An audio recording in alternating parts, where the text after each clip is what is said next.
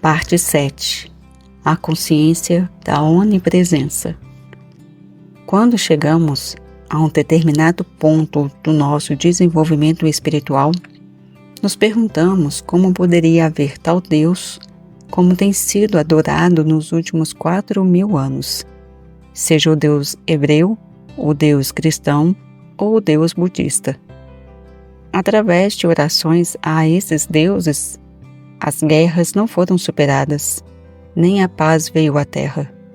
Além disso, seja qual for a longevidade demonstrada neste último meio século, veio pelo aumento do conhecimento que a medicina alcançou através de pesquisa, resultando uma melhor compreensão da nutrição e do saneamento. Hoje, muitos ministros estão dispostos a admitir que o novo conceito de Deus deve ser apresentado ao povo, porque o que até agora foi apresentado não tem sido Deus, mas apenas uma imagem falsa. Não é fácil chegar a um ponto da consciência em que estamos dispostos a reconhecer isso. E então nos perguntamos o que é Deus. A questão é o que é Deus e não quem, porque pensar em Deus como quem seria substituir uma falsa imagem por outra.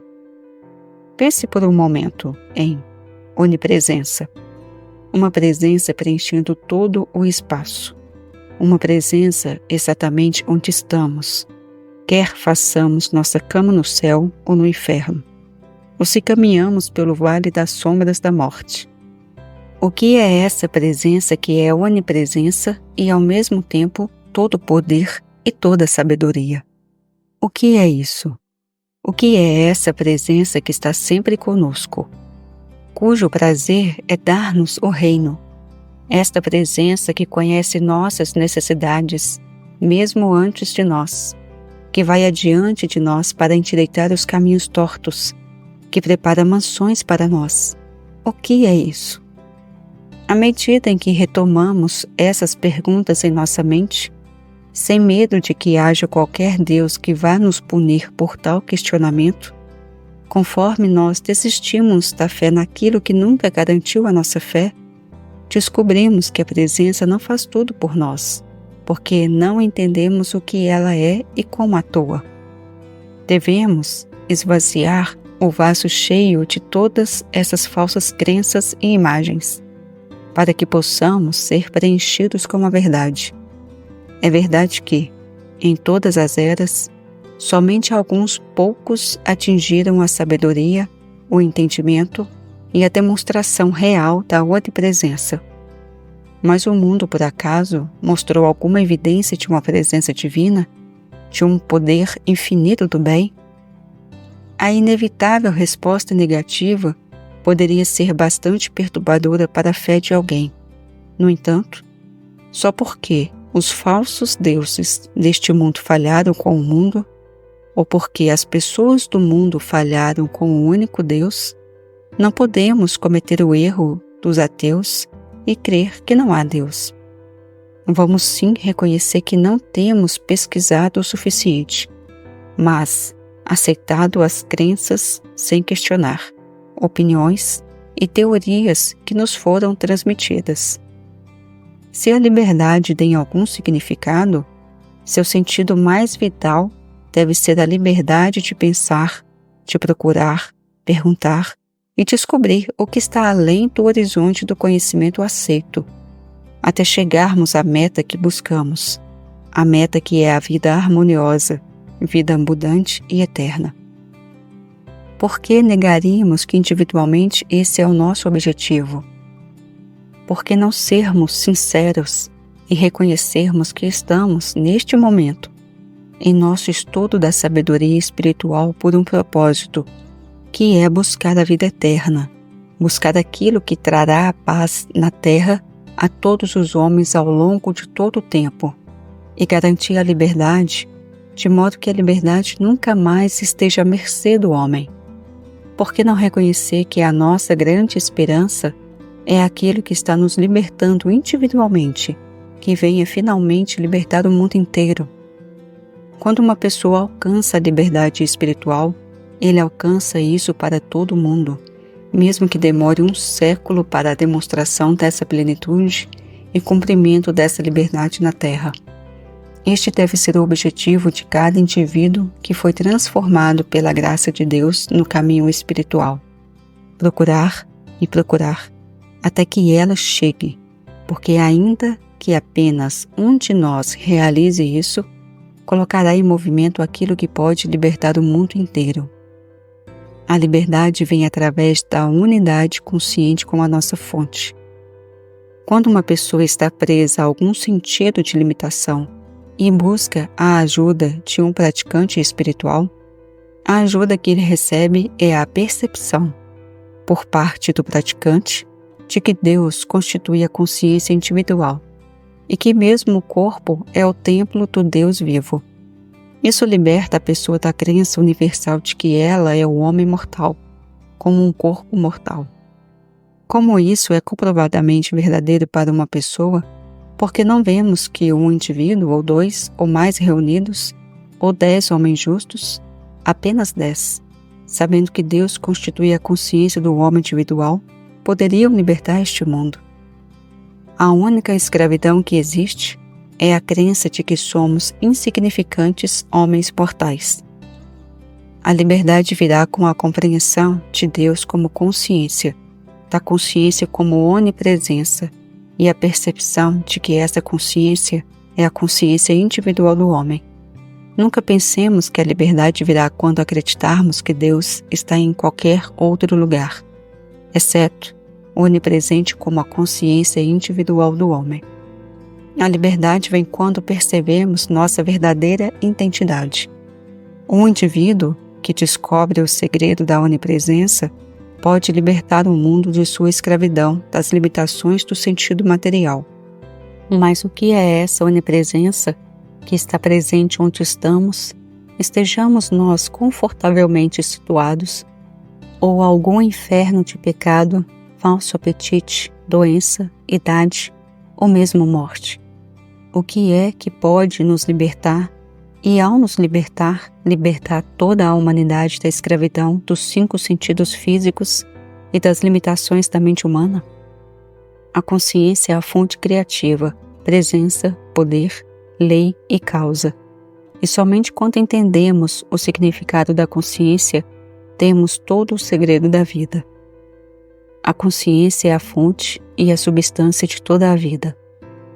Espiritualmente, não há como demonstrar suprimento permanente ou duradouro para qualquer pessoa. Porque, independente de quanto dinheiro uma pessoa possa receber, mesmo a maior quantidade de dinheiro não é suprimento e pode diminuir.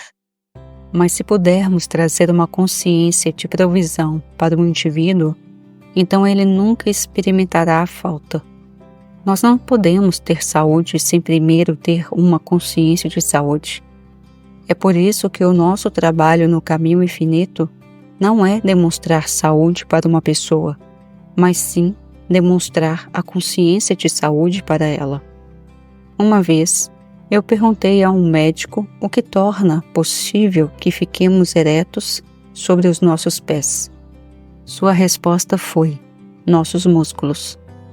O que acontece com os nossos músculos quando nos desmaiamos, quando nos tornamos inconscientes ou quando morremos?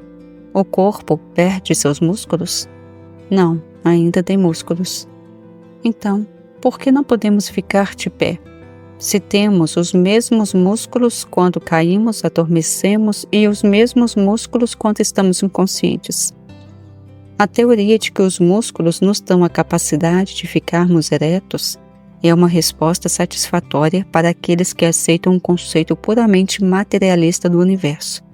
É verdade que, do ponto de vista material, nós estamos de pé por causa dos nossos músculos. Quanto mais firmes e fortes são nossos músculos, mais tempo conseguimos ficar em pé. Mas uma vez que tocamos esse reino superior da consciência, descobrimos que não são os músculos que nos mantêm eretos, é a consciência. A consciência permite ficarmos eretos, usando os músculos como instrumentos. Então, Assim é que não há nada na garganta ou boca que possa falar. Uma pessoa pode ter tudo isso e não ter fala, porque os músculos da boca, garganta e lábios não podem se mover. É a consciência que usa estes instrumentos e os faz funcionar. Aprender a dirigir um automóvel não faz um bom motorista, como está provado pelo fato de que mais pessoas morrem a cada ano por causa de automóveis do que por guerras.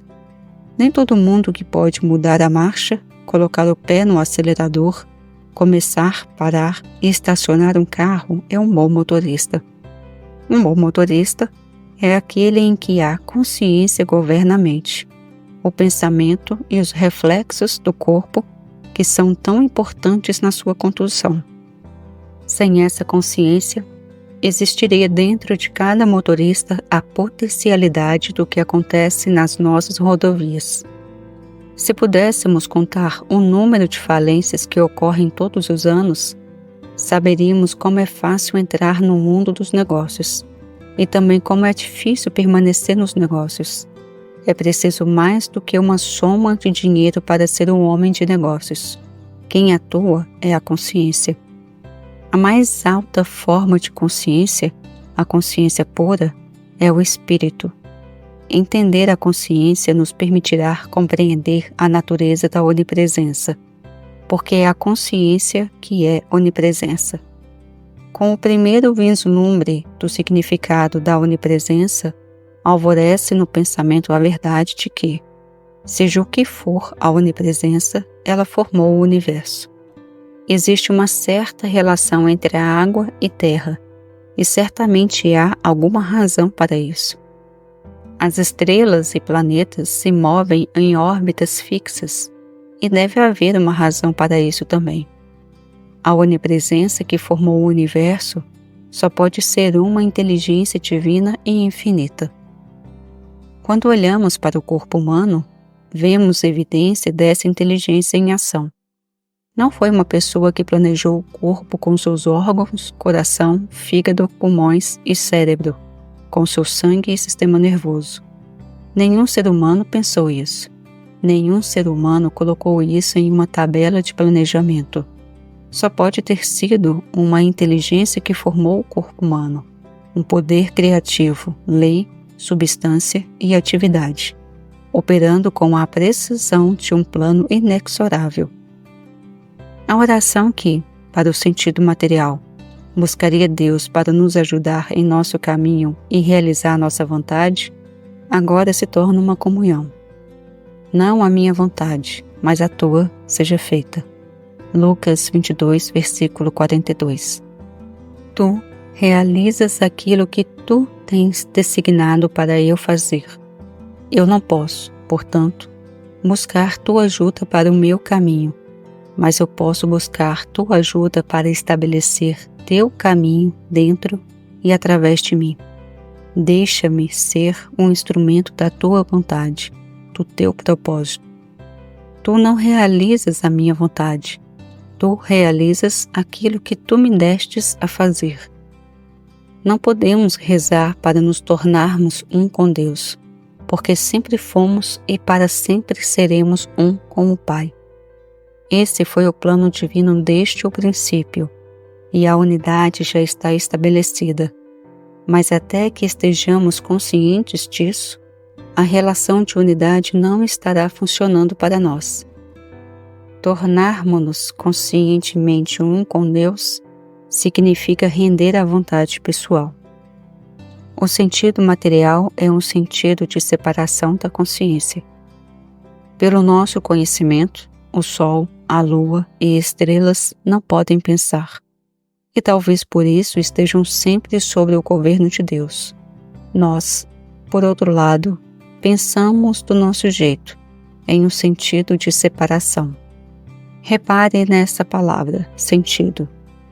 Nós nunca realmente tornamos-nos separados de Deus na vida ou na morte, mas, através da atividade do pensamento, nós construímos um sentimento de separação de Deus, que age da mesma forma, como se fosse uma separação real. A vida começou antes da concepção, antes do nascimento, e a vida vai continuar após a sepultura, para a eternidade. Eu nunca te deixarei e nem te abandonarei. Hebreus 13, versículo 5. E eis que eu estou convosco todos os dias, até a consumação dos séculos. Mateus 28, versículo 20. Não existe tal coisa como o fim do mundo espiritual, porque, enquanto houver consciência, a consciência será expressa. Não pode haver tal coisa como consciência não expressa, pois isso significa inconsciência.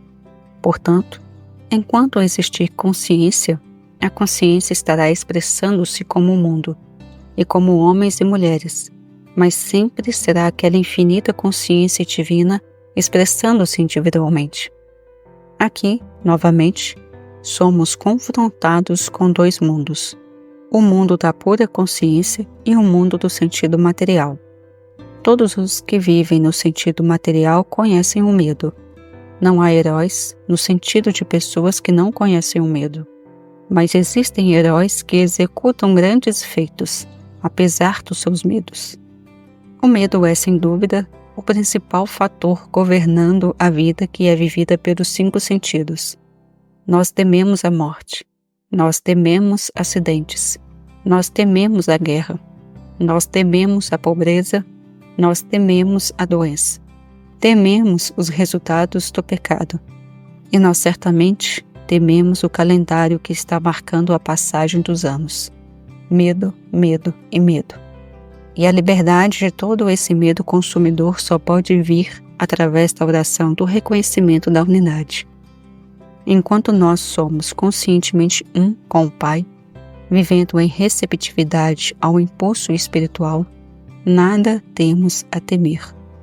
Independentemente de qualquer situação ou condição humana que possa surgir como experiência temporária, não teremos medo, porque estaremos vivendo em onipresença, sabendo que, desde que não temos vontade própria, não temos nenhuma dúvida de que o infinito pode executar seu plano através de nós.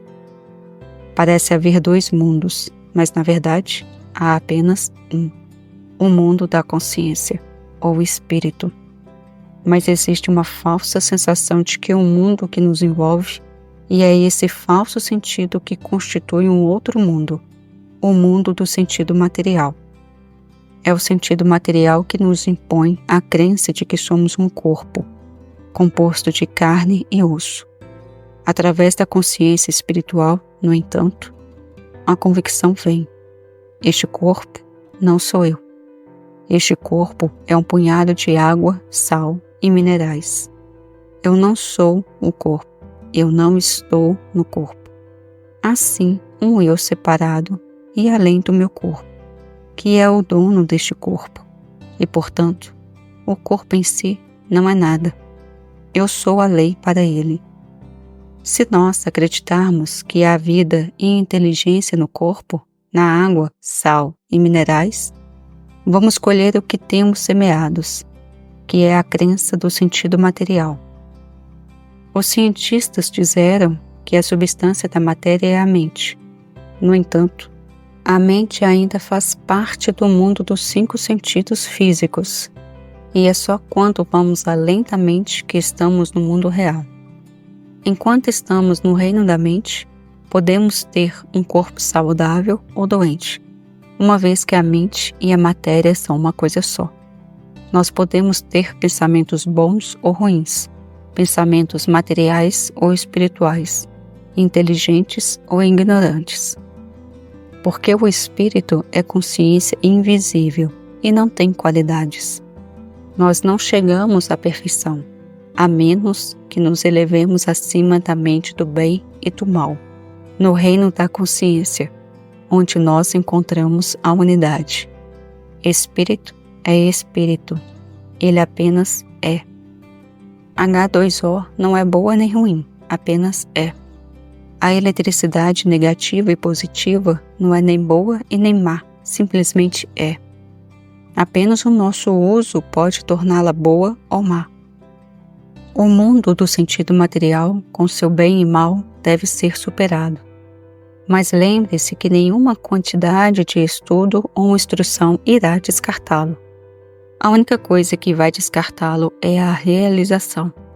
Quando você leva uma verdade para a sua consciência, permanece nela e deixe-a permanecer em você até um momento de percepção, de realização, e então você supera alguma medida de mortalidade. Em suas meditações, feche os olhos e tome a palavra eu. E então perceba a natureza invisível do seu ser, do eu que você é. Perceba que seu corpo está visível, mas o eu não está visível. Então lembre-se desta passagem da Escritura. Eu vim para que todos tenham vida, que todos tenham vida plenamente. Eu sou o caminho, a verdade e a vida.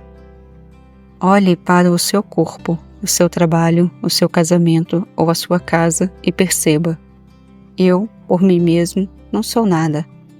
Esse eu que eu sou é a lei e a substância.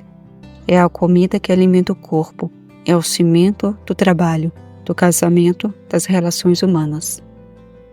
Mais cedo ou mais tarde, tentações na forma de privações podem vir, assim como elas vieram para o Mestre. De repente, a mente começa a pensar em dólares, assim como a mente de Jesus voltou-se para o pensamento do pão. Mas ele rapidamente reconheceu a natureza do sentido material que afirmava que o poder estava lá fora, no pão. Você também deve subir para aquele reino superior e dizer: nem só de pão vive o homem. O homem vive de cada palavra de Deus, de cada impulso espiritual recebido na consciência. É certo que a palavra aparece exteriormente como pão, dinheiro, músculos ou como o funcionamento do corpo. A percepção do eu parece produzir frutos no que chamamos de plano material, mas ele não é o plano material. Até mesmo o corpo e o dinheiro são os instrumentos de Deus. Se você pensa em dinheiro, propriedade, boa vontade ou comércio como uma manifestação exterior da consciência, então essas coisas terão a qualidade e a quantidade da consciência, que é infinita. Se você as vê como algo separado e a parte da consciência, elas se tornam inúteis. Treine a si mesmo para avaliar o que vem à sua mente à luz dos dois mundos. Estou concedendo poder a algo ou alguém externo ao eu que eu sou? Estou confiando em poderes bons ou ruins ou em medo? Estou confiando em poder externo e acreditando em coisas como infecções ou a passagem do calendário? Eu estou vivendo no plano do sentido material e dos valores materiais? Quando tais pensamentos vêm a você, reinterprete-os. Não, eu não vivo pelo pão ou pela propriedade, mas pela vontade de Deus. A vida sob Deus não está à mercê de acidentes, germes ou hereditariedade. Conforme eu retiro o poder do reino externo, conforme eu morro para a minha humanidade, eu renasço em minha filiação espiritual. Ao atrair o poder de volta ao eu que você é, o medo do mundo exterior desaparece.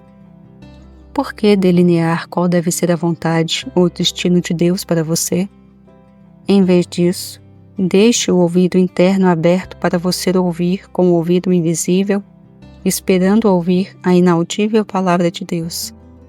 Você não está pedindo nada, você está percebendo sua unidade com a fonte, comungando com ela e abrindo espaço para o Espírito de Deus despertar em sua consciência. Então ele fará o seu trabalho em você, para você e através de você, e fará isso para sempre. Olá pessoal, aqui é Daniela e chegamos ao final do capítulo 7, da parte 7 do livro Vivendo Entre Dois Mundos de Joel Goldsmith. Espero que tenham gostado, que sirva de reflexão, eu gostei bastante. Deixe seu comentário se gostou ou se não gostou, se fez sentido.